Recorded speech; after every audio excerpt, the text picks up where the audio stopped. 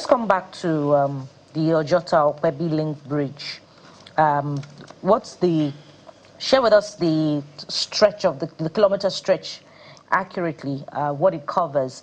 And reports say that around March 2024, the contract amount was to the tune of 279 billion naira, following further requests. I wonder if that is true. Please confirm it to us. And if that is true, that is around a quarter of the budget of some states. How can the state government justify this amount? Have you seen the bridge? Yes, we've seen the bridge. Not just the on-screen effect of the bridge. We've seen the physical effect of the bridge itself. It's not anywhere, not everywhere in Nigeria that you can find this kind of a bridge. That's 5.04 kilometers, and with roads, about 2.80 part of it is a bridge, and you have 176 meters adjoining roads. And then you have about 4 underpasses. So for you to have all of these facilities in one place, I am sure it must cost a fortune. The exact figure now, I don't have it in my head. But I know that all of the economic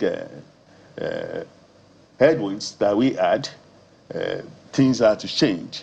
Contractors were coming back to say, because there are foreign inputs in this bridge.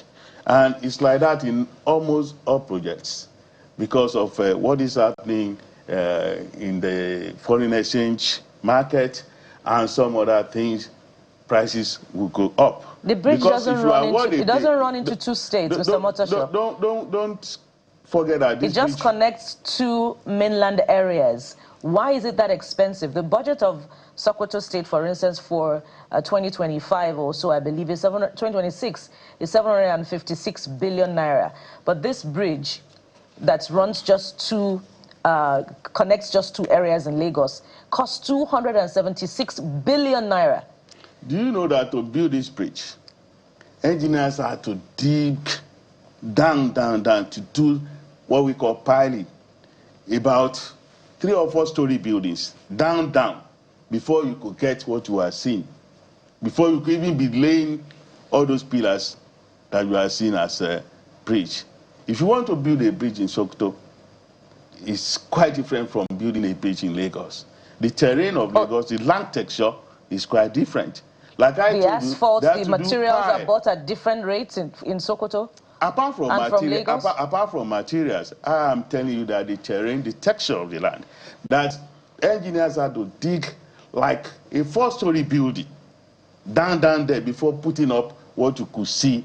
As if you remember when you were passing through Opebi Ojota Lane Bridge, when it was being built, for several months, almost 1 year or so, you were not seeing anything at all.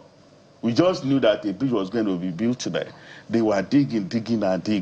And to do that, it costs money.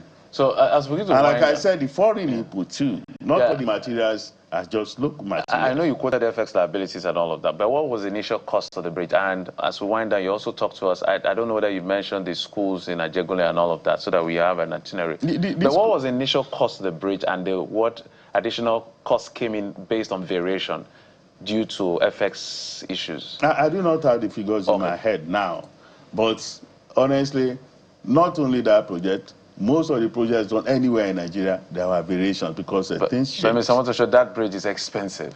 By every good things are expensive. That's really expensive. Good things are expensive.